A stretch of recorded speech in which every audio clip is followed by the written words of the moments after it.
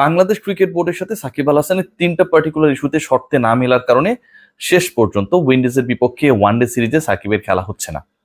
সাকিব খেলতে চান না, বিসিবি তাকে নিতে চান না, এবং সিলেকশন প্যানেলকে মোটামুটি জানিয়ে দেওয়া হয়েছে, যতটুকু আবার আমার কাছে রয়েছে, সাকিব আল হাসান যেহেতু থাকছেন না বা থাকবেন না, অফিসিয়াল অ্যানাউন্সমেন্ট হয়তো আজকালের মধ্যে হয়ে যাবে, সাকিব আল হাসানের যেন বিকল্প খোঁজা হয়, এবং সেই জায়গায় কারা বিকল্প সেটা নিয়ে আলোচনা করব। সাকিব আল হাসানের ইন্টারন্যাশনাল ক্যারিয়ারে আর কি কোনো সুযোগ রয়েছে সে বিষয়ে আলোচনা করব। বিপিএল এ যেই ট্যাগলাইনে আলোচনা করছি যে বিপিএল এ সাকিব আল হাসানকে দেখা যাবার সম্ভাবনা কতটুকু, সেই আলোচনা করব, এবং বাংলাদেশে সাকিব আল হাসানের ভবিষ্যৎ কি।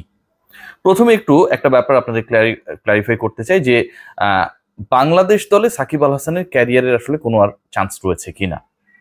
যতটুকু আমি একদম আপ টু দ্য পয়েন্টে আপনাদের বলবো, এই মুহূর্তের সিচুয়েশন, সাকিব আল হাসান যদি বাংলাদেশ দলে খেলতে চায়, তিনি যে তিনটা শর্ত দিয়েছেন সেই শর্ত মেনে সাকিব আল হাসানের জাতীয় দলে খেলার কোনো ধরনের সুযোগ বা সম্ভাবনা নেই।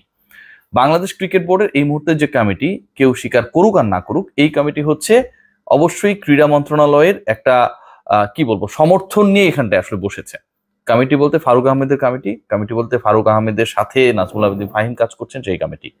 এখন যেই কমিটি স্পোর্টস মিনিস্ট্রির একটা সমর্থন নিয়েই আসলে বাংলাদেশ ক্রিকেট বোর্ডকে রান করছে এই মুহূর্তে, সেই কমিটি যেহেতু মন্ত্রণালয় সরকারের একটা বড় অংশ, সরকারের মনোভাবের বাইরে গিয়ে কোনো কাজ করবে না। সরকারের মনোভাব খুব স্পষ্ট, যদি আপনার বিরুদ্ধে এলিগেশন থাকে, so you have to face that issues, আপনাকে লিগালি সেই বিষয়গুলোকে ফেস করতে হবে। সাকিব আল হাসান তিনটা বিষয় গ্যারান্টি চেয়েছে বাংলাদেশে এসে খেলার ব্যাপারে। বাংলাদেশে তার যে ব্যাংক অ্যাকাউন্ট রয়েছে সেগুলো ফ্রিজ করে রাখা হয়েছে, জব্দ করে রাখা হয়েছে, সেগুলো যেন ওপেন করে দেওয়া হয়, এবং বাংলাদেশে তিনি আসবেন যাবেন সেই সময়টায় তার ফুল security insurance. Shakib Al Hasan BPL এ কি খেলবেন? সাকিব আল হাসানের যেই শর্তগুলো আমরা শুনেছি, দেখেছি, কথা বলে জানতে পেরেছি, আপনাদের সাথে আজকে সকাল সকালই শেয়ার করেছিলাম যে বাংলাদেশে এসে খেলার ব্যাপারে তিনি হচ্ছে শর্ত দিয়েছেন। এখন বাংলাদেশে এসে সাকিব আল হাসান খেলবেন, তিনি সেই শর্তটা কি দিয়েছেন যে বাংলাদেশে এসে আন্তর্জাতিক ক্রিকেট খেলবেন? বাংলাদেশে তো আপকামিং ডেজে কোনো ইন্টারন্যাশনাল ক্রিকেট নেই, অন্তত সাকিব আল হাসান যেই ফরম্যাটে খেলছেন, টেস্ট থেকে রিটায়ার্ড তিনি আমরা ধরতে পারি, টি-20 থেকে retirement announced already. So Shakib Al হাসানের বাকি থাকলো ওয়ানডে ফরম্যাট। সাকিব আল হাসানের কিন্তু ওয়ানডে ফরম্যাটে খেলা উইন্ডিজের এগেনস্টে তিনি যদি না খেলেন, তাহলে চ্যাম্পিয়ন্স ট্রফির আগে হোমে কিন্তু আর ওয়ানডে থাকছে না। তিনি যে দাবি করেছেন বাংলাদেশ ক্রিকেট বোর্ডের কাছে, তিনি যে আবদার করেছেন, শর্ত দিয়েছেন যে তিনি দেশে এসে খেলতে চান, এই দেশে এসে খেলতে চাওয়াটা হচ্ছে বিপিএল এ খেলতে চাওয়া। দেশে এসে খেলতে চাওয়া, দেশের হয়ে কোনো ওয়ানডে, টি-20 বা টেস্ট ম্যাচ খেলতে চাওয়া না। বাংলাদেশ ক্রিকেট বোর্ডের সাথে যেহেতু তার শর্তের ইস্যুতে মতানৈক্য হয় নাই, মতবিরোধ ছিল, এবং এই দ্বান্দ্বিক অবস্থার কারণে শেষ পর্যন্ত Shakib Al Hasan ruled out from the ODI squad against West Indies. So Shakib Al হাসানের বাংলাদেশে এসে খেলার ব্যাপারে কোনো গ্যারান্টি বাংলাদেশ ক্রিকেট বোর্ড দিচ্ছে না। সাকিব আল হাসান এক নম্বর শর্ত কিন্তু ছিল দেশে এসে খেলা, এন্ড বাংলাদেশ ক্রিকেট বোর্ডের সাথে যেহেতু মতবিরোধ রয়েছে এই ব্যাপারে, তারা ঐক্যে বোঝাতে পারেনি। আবারও বলছি, তাহলে বাংলাদেশ ক্রিকেট বোর্ড সাকিব আল হাসান বাংলাদেশে এসে খেলবেন নির্বিঘ্নে, সেই ব্যাপারে গ্যারান্টি দেয়নি, বিসিবি সেই ব্যাপারে গ্যারান্টি দেয় নাই। এখন বাংলাদেশ ক্রিকেট বোর্ড যদি সাকিব আল হাসানের বাংলাদেশে এসে খেলার ব্যাপারে গ্যারান্টি না দেয়, তাহলে তো সাকিব আল হাসানের বিপিএল এ অ্যাপিয়ারেন্সের ব্যাপারে কোনো ধরনের কনফিডেন্স আমরা পাই না, কোনো ধরনের গ্যারান্টি আমরা দিতে পারি না। যদি বাংলাদেশ ক্রিকেট বোর্ড তার এই পার্সিয়াল শর্ত মেনে নিত, যে দুটা শর্ত মেনেছি, একটা শর্ত আমরা দেখছি পরবর্তীতে মানা যায় কিনা, তাহলেও হয়তো ওয়েস্ট ইন্ডিজের এগেনস্টে সাকিব আল হাসানকে আমরা দেখতে পেতাম। বাংলাদেশ ক্রিকেট বোর্ড একদমই এটাকে বাতিল করে দিচ্ছে, null and white. So Shakib Al Hasan যে তিনটা শর্তের কথা, কন্ডিশনের কথা বিসিবিকে বলেছিল, সেই শর্তগুলো যখন ডিসমিস হয়ে যায়, তার মানে সাকিব আল হাসানের আর কোনো ধরনের সুযোগ থাকে না দেশে এসে খেলার। এবং দেশে এসে খেলা মানে হচ্ছে বিপিএল এ খেলা, বিপিএল এ সাকিব আল হাসানকে আমরা দেখতে পাবো না।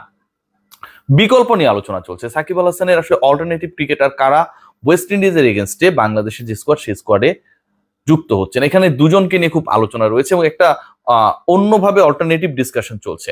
যেমন আমরা যদি খেয়াল করে দেখি যে বাংলাদেশ সবশেষ যে ওয়ানডে খেলেছিল আফগানিস্তানের বিপক্ষে ইউএইতে, সেই পার্টিকুলার সিরিজে খুব ইন্টারেস্টিং একটা ব্যাপার ছিল যে বাংলাদেশের ক্রিকেটাররা একজনের পর একজন ইনজুর হচ্ছিলেন। যে স্কোয়াডটা রয়েছে সেখান থেকে মুশফিক যেহেতু আলটিমেটলি খেলতে পারবে না উইন্ডিজের এগেনস্টে, মুশফিকের জায়গায় ধরা হচ্ছিল সাকিব আল হাসান ওই গ্যাপটা পূরণ করবে এবং বাকি যারা আছে তারাই থাকবে। এখন মুশফিকও থাকছে না, সাকিব আল হাসানও থাকতে পারছেন না, এটাই পরিণতি এই মুহূর্তে। সো কাউকে না কাউকে তো ওই জায়গাটায় আপনাকে রিপ্লেস করতে হবে। শামীম হোসেন পাটোয়ারি এবং আফিফ হোসেন ধ্রুব, এই দুজনকে নিয়ে আলোচনা চলছে। দুজনকেই বাংলাদেশ ক্রিকেট বোর্ড পাঠাতে পারে, আবার দুজনে অন্তত একজন যে আসলে সাকিব আল হাসানের রিপ্লেসমেন্ট হিসেবে যাবেন সেটা নিয়েও কোনো ধরনের সংশয় নেই। সাকিব আল হাসান আদৌ কি বাংলাদেশে আসবেন? সাকিব আল হাসানের বাড়ি রয়েছে, গাড়ি রয়েছে, ব্যবসা রয়েছে, ব্যাংক অ্যাকাউন্ট ফ্রিজ হয়ে রয়েছে, সাকিব আল হাসানের অনেক ধরনের ইনভলভমেন্ট রয়েছে, সাকিব আল হাসান অনেক কমার্শিয়াল ইনভলভমেন্ট রয়েছে। সো সাকিব আল হাসান আদৌ বাংলাদেশে আর কখনো আসবেন কি আসবেন না, এই প্রশ্নের উত্তরটা অনেকটা হচ্ছে সাকিব আল হাসান আর কখনো বাংলাদেশের হয়ে খেলবেন কি খেলবেন না এটার মতো। ধরুন বাংলাদেশের যদি একটা রাজনৈতিক বিশাল পরিবর্তন হয়ে যায়, মানে আমি এটি ধরতে বলছি, নতুন কেউ আসলো এবং ধরে নিচ্ছি যে সাকিব আল হাসান আসলে যাদের সমর্থক ছিলেন তারাই ক্ষমতায় বসলো, তো সাকিব আল হাসান শুধু খেলবেন না, সাকিব আল হাসান বিসিবির প্রেসিডেন্টও যদি হয়ে যায় সেটাতে অবাক হওয়ার কিছু থাকবে না, সেটা চান্স আপাতত নেই। সো ওই রকম সিচুয়েশন যদি হয়, definitely Shakib Al Hasan will be back to the country, but otherwise Shakib Al Hasan বাংলাদেশে আসবেন না। কেন আসবেন না? সাকিব আল হাসান দেখুন, যখনই শর্ত দিচ্ছেন যে তিনি নির্বিঘ্নে আসতে চান, নির্বিঘ্নে বাংলাদেশ থেকে ফেরত যেতে চান, এর মানে হচ্ছে সাকিব আল হাসান কোনো ধরনের লিগ্যাল ইস্যুস ফেস করার জন্য একদমই রেডি না। সাকিব আল হাসান যদি লিগ্যাল ইস্যুস গুলো ফেস করার জন্য রেডি থাকতেন তাহলে সাকিব এই শর্তই দিতেন না।